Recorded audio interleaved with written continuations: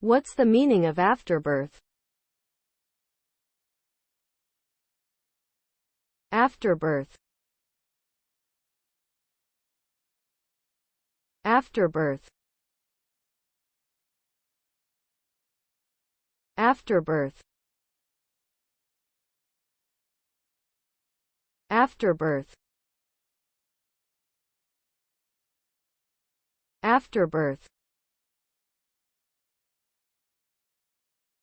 Afterbirth refers to the placenta and other fetal membranes that are expelled from the uterus following the delivery of a baby. The placenta is an organ that develops in the uterus during pregnancy and provides oxygen and nutrients to the fetus while also removing waste products.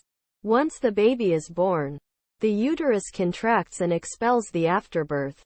It is typically examined by medical professionals to ensure that it has been fully delivered and that there are no remaining pieces that could cause complications or infections.